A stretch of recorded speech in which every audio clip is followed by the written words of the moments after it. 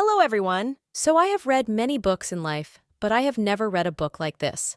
Some things in this book are so powerful that it has even been banned in the US presidency. Because from history, we have been seeing that whoever speaks the truth is always suppressed. Because powerful people don't want you to know their secrets. But what is it in this book that makes it so controversial? So in the next few videos, we will decode each and every law of this book one by one.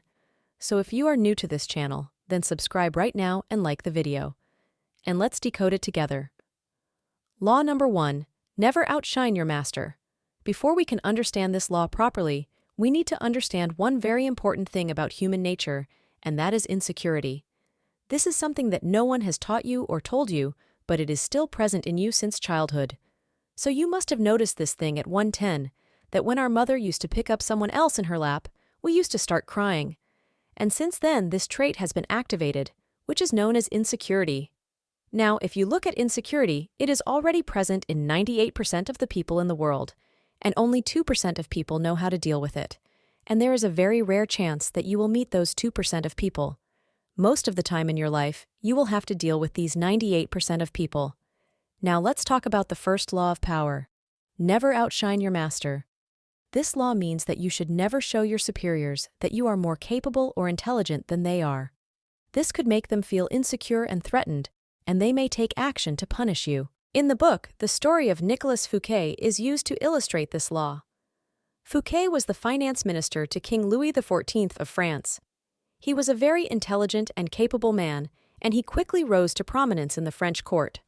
However, he made the mistake of outshining his master.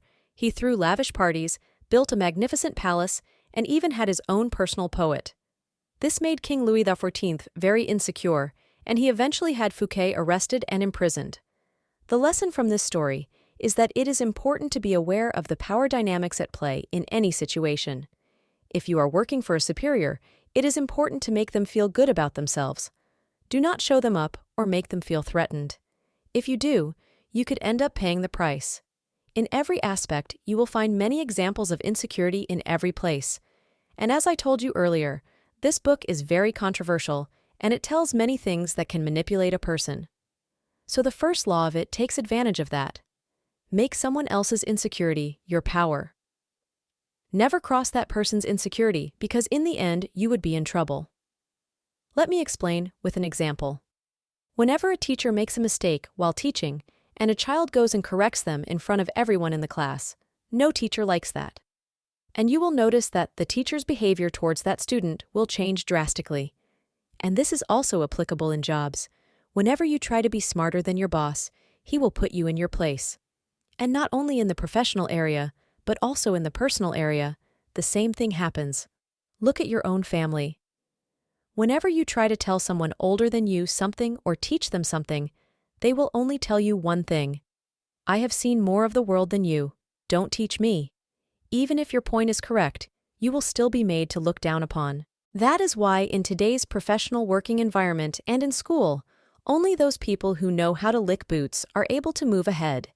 And I am saying this because I have seen it with my own eyes.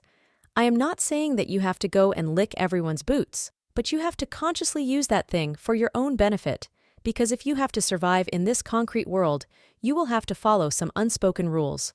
So what does never outshine your master mean? Now, the master can be your boss, your teacher, or your elder brother. Whoever is a person who is slightly above you in a specific category or knows slightly more than you, consider that person as your master for the sake of example. And always remember this thing, that you should not appear smarter than him. One thing to keep in mind at the back of your mind is to always listen more and talk less. You know yourself that you are smarter than him, you know more than him, but you have to pretend that you are dumb. Because for some reason, people like to stay around people who are more dumb than them. Such people just want to satisfy their ego, and you have to do the same, because that is the best way to gain trust from someone. That is probably the best way to learn things from them. If you accidentally appear a little smarter than them, they will never teach you. And appearing dumb in front of someone is not your weakness. Whenever you feel that you are showing weakness in front of others, always remember this thing. If that thing is keeping you in a powerful position after a point, then it is not your weakness. You have just concealed your greatest strength and kept it hidden from the world so that you can use it at the right time. I will explain this to you with an example of chess, and chess has probably become my favorite game for this reason, because before playing each move, you think of the next 10 moves. And many times in your game, there will be a situation where you have to sacrifice a pawn. You have to sacrifice it if you want to win the game. You have to show the opponent that he is winning and everything is happening according to his wishes. In such moments, many times the opponent drops his defense mechanism, and that is exactly when you attack. He felt that the whole game was in his control, but in reality, you were controlling the game from the beginning. So today's law was that never outshine your master. I hope you understood this and you will use it for good. Let me know how you liked this video and what topics you want in the next videos. And I will see you in the next video. Until then, keep inspiring.